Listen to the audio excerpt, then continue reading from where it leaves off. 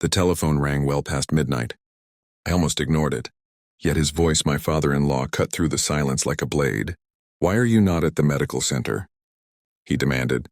"Your son was in a mishap. They reported his condition as critical." My heart stuttered. My son? My eyes drifted to the boy soundly asleep on the sofa across the room, the rug slipping from his shoulders. His chest rose and fell calmly. "What are you speaking of?" I whispered. "He is here with me." The line went quiet. Too quiet. The kind of silence that drags a man into the abyss, followed only by uneven, shaken breathing.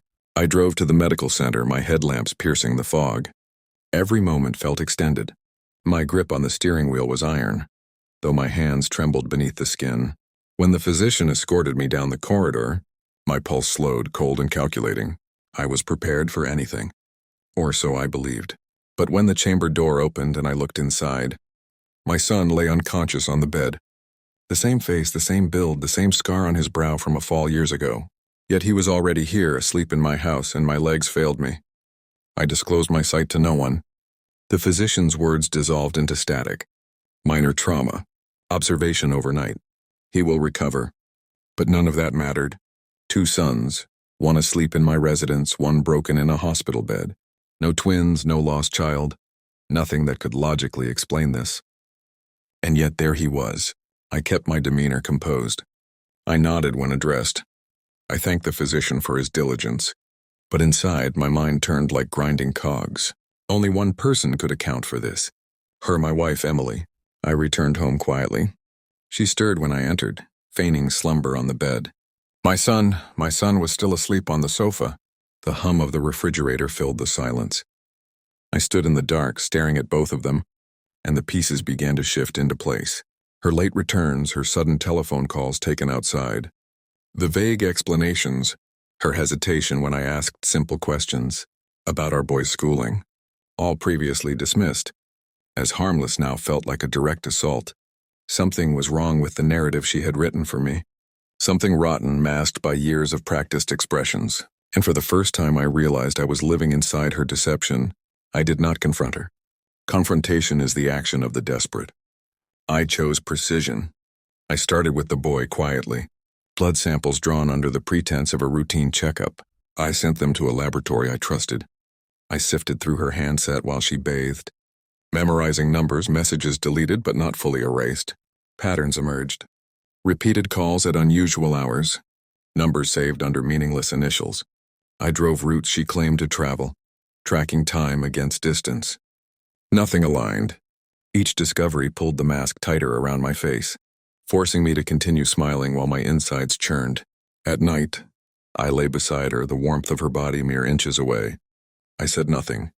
I did not touch her. My mind walked corridors of betrayal, every door leading to the same conclusion. The laboratory results arrived. I opened the envelope with steady hands. The boy, the one I raised, the one sleeping in my residence, was not mine. Not by blood, not by chance, not by any stretch of fate. My breath slowed. My heart did not break. It hardened. This was not a mistake. This was a construction, a deliberate lie, and she had built it over me like a confining enclosure. I waited for the appropriate moment. One evening after dinner, she poured herself wine. The boy was upstairs. The house was quiet. I placed the envelope on the table. She laughed nervously, attempting to dismiss it, but her hands trembled before she even opened it. She read the words. Her lips parted. "No." Her eyes darted to mine, desperate, searching for softness. There was none. "Stated," I said quietly. Her voice cracked. "He's not yours." The words did not wound me. They liberated me. Years of loyalty, years of sacrifice, I had built them on a lie she crafted. Tears streamed down her face. She begged. Explanations spilled out, names, years, mistakes she tried to enter. I did not respond. I only watched. The silence crushed her more than rage ever could. The next morning I visited her father, the same man who had called me in a panic. I handed him the same envelope. He read it slowly. His face drained of color, his hands shook. "She told me he was yours," he whispered. "She told me the same," I replied. I let the silence fester between us, allowing the weight of her betrayal to shift from my shoulders to his. When I returned home, she was waiting, hollowed, hopeful. "You forgive me?" I said no. I walked past her up the staircase to the boy's room. I looked at him sleeping, unaware of the storm beneath the roof. "I will raise him," I said flatly, my voice loud enough for her to hear downstairs. "But not for you." Her sobs filled the house. I did not look back. The days that followed felt clearer than the years before.